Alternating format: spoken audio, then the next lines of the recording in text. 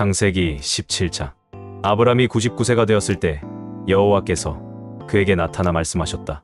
나는 전능한 하나님이다. 너는 나에게 순종하며 내 앞에서 흠없이 살아라. 내가 너와 계약을 맺어 너를 크게 번성하게 하겠다. 그때 아브람이 얼굴을 땅에 대고 엎드리자 하나님이 다시 말씀하셨다. 이것이 내가 너와 맺는 계약이다. 너는 많은 민족의 조상이 될 것이며 이제부터 내 이름은 아브람이 아니라 아브라함이 될 것이다. 나는 너를 많은 민족의 조상으로 세웠다. 내가 너에게 많은 나라를 이룰 후손들을 주겠다. 내 후손 가운데서 많은 왕들이 나올 것이다. 내가 너와 내 후손에게 내 약속을 영원한 계약으로 지키고 너와 내 후손의 하나님이 될 것이다.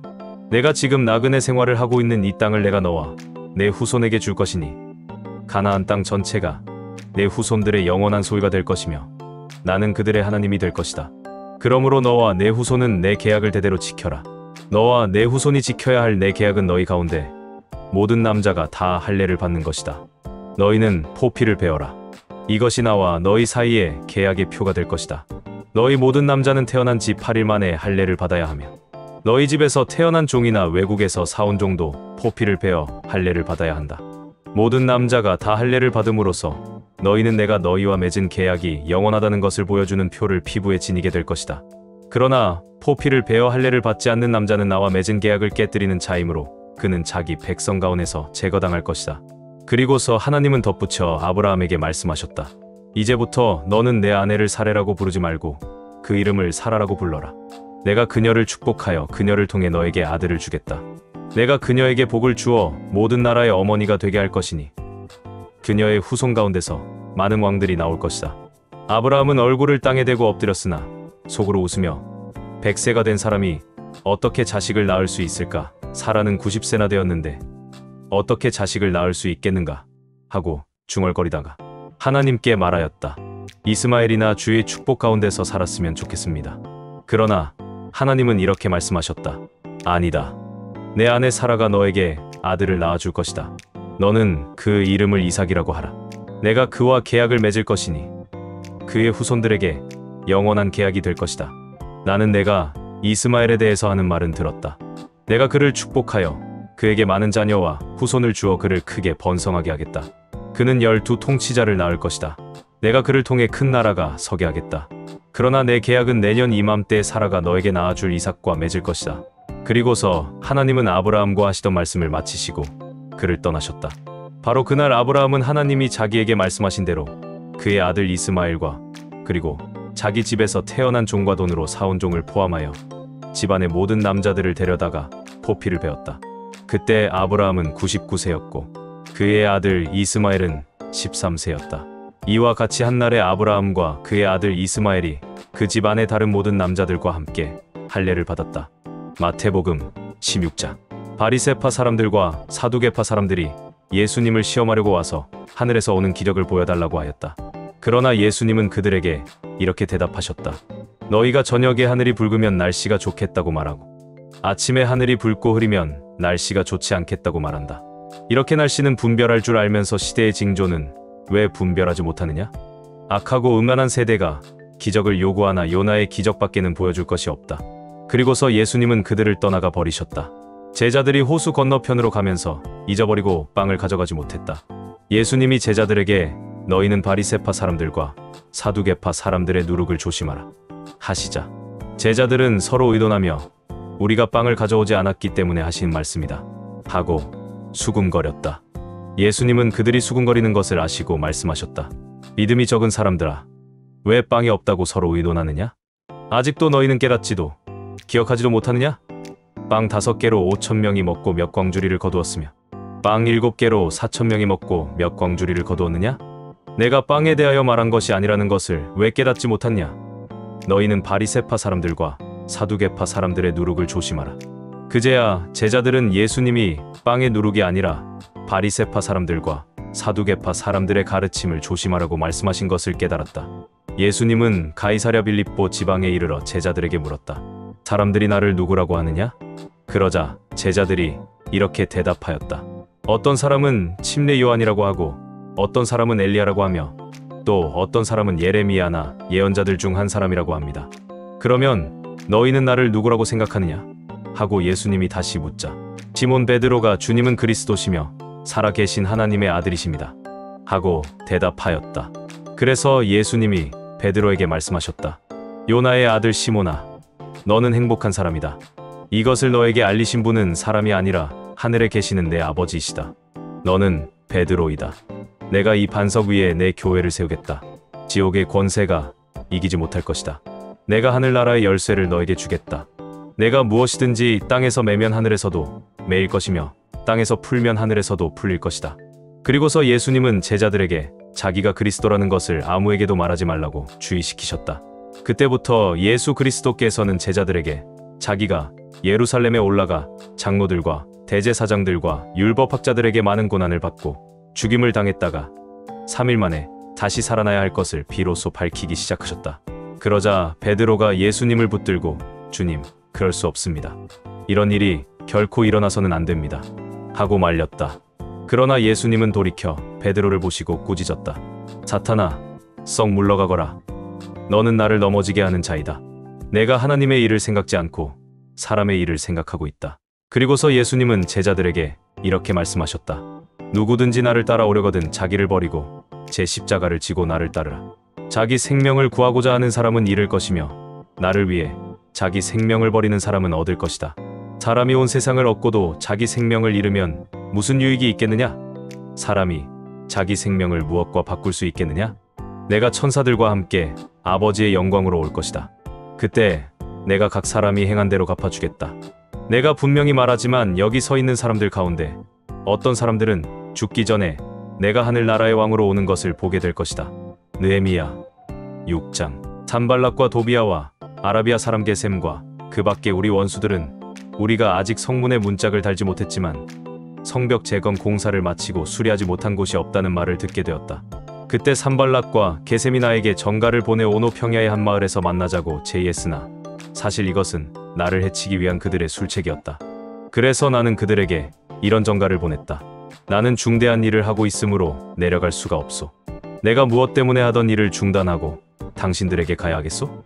그들이 4번이나 나에게 같은 내용의 전가를 보냈으나 그때마다 나도 같은 내용의 회답을 보냈다. 그러자 5번째에는 산발랏이 그의 종을 통해 봉하지 않은 편지를 나에게 보냈는데 그 내용은 다음과 같았다.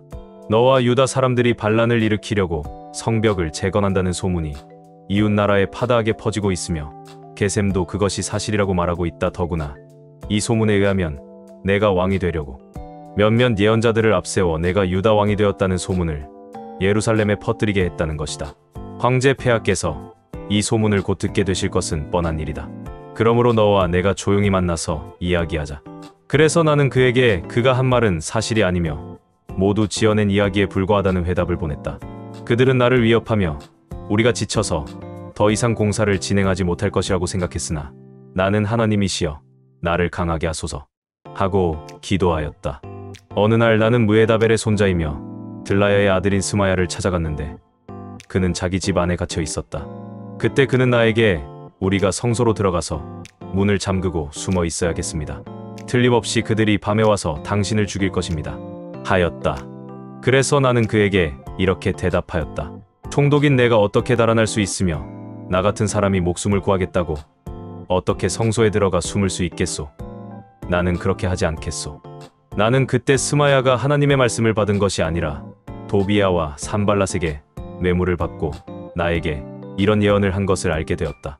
그들이 스마야를 매수하여 나를 위협한 것은 그 일로 나를 범죄하게 하여 내 이름을 더럽히고 나를 비방하기 위해서였다. 그래서 나는 이렇게 기도하였다. 내 하나님이시여, 도비아와 산발랏이 행한 일과 여자 예언자 노아디아와 그 밖에 나를 두렵게 하려고 한 예언자들을 기억하소서. 드디어 성벽 재건 공사는 52일 만인 6월 25일에 끝났다. 그러자 우리의 모든 원수들과 우리 주변의 이방 사람들이 이 말을 듣고 두려워 기가 꺾였다. 이것은 이 일이 우리 하나님의 도우심으로 완성된 것임을 그들도 알고 있었기 때문이었다. 이 기간에 유다 지도자들은 도비아와 많은 서신 교환을 하였다. 아라의 아들 스가냐는 그의 장인이었고 그의 아들 여호와나는 베레갸의 아들 무술람의 딸과 결혼하였으므로 누다에서 많은 사람들이 그에게 충성할 것을 맹세하였다.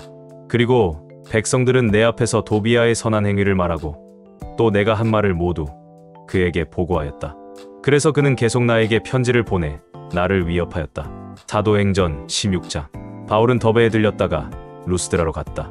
거기에 디모데라는 제자가 있었는데 그의 어머니는 주님을 믿는 유대인이었고 아버지는 그리스 사람이었다. 디모데는 루스드라와 이고니온에 있는 신자들에게 존경을 받고 있었다. 그래서 바울은 디모데를 데리고 다니려 했으나 그의 아버지가 그리스 사람인 것을 아는 그 지방 유대인들 때문에 그를 먼저 데려다가 할례를 행하였다. 바울과 그 일행은 여러 도시를 다니면서 예루살렘에 있는 사도들과 장로들이 결정한 규정을 신자들에게 전하여 지키게 하였다. 그래서 교회는 믿음이 강해지고 그 수가 날마다 늘어났다. 성령님이 아시아에서 말씀 전하는 것을 막으심으로 그들은 부르기아와 갈라디아 지방을 지나 무시아에 이른 후에 비두냐로 가려고 하였으나 성령님이 그것을 허락하시지 않았다. 그래서 그들은 무시아를 지나 드로아로 내려갔다. 그날 밤 바울이 환상을 보았는데 어떤 마케도니아 사람이 서서 그에게 마케도니아로 건너와 우리를 도와 주십시오 하고 간청하였다. 바울이 그 환상을 본 후에 우리는 하나님이 마케도니아 사람들에게 기쁜 소식을 전하라고 우리를 부르신 것으로 판단하고 곧 떠날 준비를 하였다. 그 길로 우리는 드로아에서 배를 타고 곧장 사모드라게로 갔다가 다음 날 네아폴리를 거쳐 빌립보로 갔다. 그곳은 마케도니아의 첫째 가는 도시로서 로마의 식민지였다. 우리는 며칠 동안 거기서 머물렀다. 안식일에 우리는 유대인의 기도처가 있음직한 성문 밖 강가로 나가 거기 모여있는 여자들에게 말씀을 전하였다. 그 자리에는 두아디라에서 온 루디아라는 자색 옷감 장수도 있었다. 그녀는 하나님을 섬기는 사람이었다. 주님은 그 여자의 마음을 열어 바울의 말에 귀를 기울이게 하셨다. 루디아는 온 집안 식구들과 함께 침례를 받고 저를 참된 신자로 여기신다면 제 집에 오셔서 머물러 주십시오 하고 간청하면서 기어이 우리를 데리고 갔다. 어느 날 우리가 기도처로 가다가 귀신 들린 한 여종을 만났다. 그녀는 점을 쳐서 자기 주인들에게 많은 돈을 벌어주고 있었다. 여종이 바울과 우리를 따라오면서 큰 소리로 이 사람들은 여러분에게 구원의 길을 전하고 있는 가장 높으신 하나님의 종들이 하고 외쳤다. 그 여종이 여러 날 동안 이렇게 외치며 성가시게 따라다니므로 바울은 그 귀신에게 예수 그리스도의 이름으로 내가 너에게 명령한다. 그 여자에게서 당장 나오너라 하고 외쳤다. 그러자 귀신이 즉시 그 여자에게서 나왔다. 여종의 주인들은 돈을 벌 희망이 사라진 것을 보고 바울과 실라를 잡아 시장에 있는 로마 관리들에게 끌고 가서 행정관들 앞에 세우고 이렇게 말하였다. 이 유대인들이 우리 도시를 소란하게 하며 로마 사람인 우리가 받아들일 수도 없고 지킬 수도 없는 풍습을 전하고 있습니다.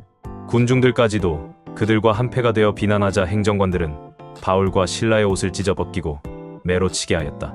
그들은 바울과 실라를 몹시 때리고 감옥에 가둔 후 간수에게 단단히 지키라고 명령하였다.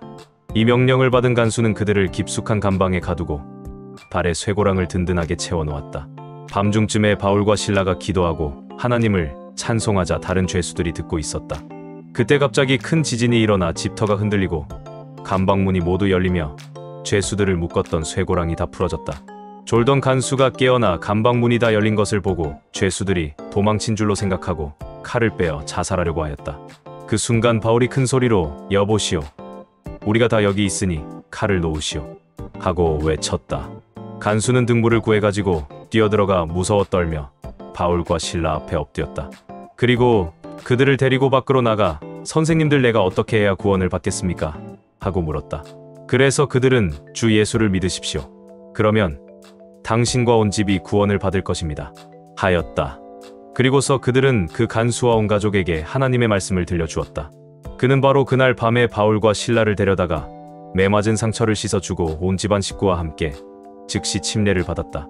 그리고 그들을 자기 집으로 데리고 가서 음식을 대접하고 하나님을 믿게 된 것을 온 가족과 함께 기뻐하였다. 날이 밝자 행정관들이 직원들을 보내 두 사람을 놓아주라고 하였다. 그래서 그 간수가 바울에게 행정관들이 선생님을 놓아주라고 했습니다. 이제 나와서 평안히 가십시오. 하였다. 그러나 바울은 그 직원들에게 이렇게 말하였다. 로마 사람인 우리를 재판도 하지 않고 대중 앞에서 때리고 감옥에 가두었다가 이제는 몰래 내보내겠다는 건가요? 그들이 직접 와서 우리를 데리고 나가라고 하시오. 직원들이 이 말을 행정관들에게 보고하자 그들은 바울과 실라가 로마 사람이라는 말을 듣고 겁이 덜컥 났다. 그래서 그들은 감옥으로 와서 바울과 실라를 달래며 데리고 나가 그 도시에서 떠나달라고 간청하였다. 두 사람은 감옥에서 나와 루디아의 집으로 가서 신자들을 만나보고 그들을 격려한 후 그곳을 떠났다.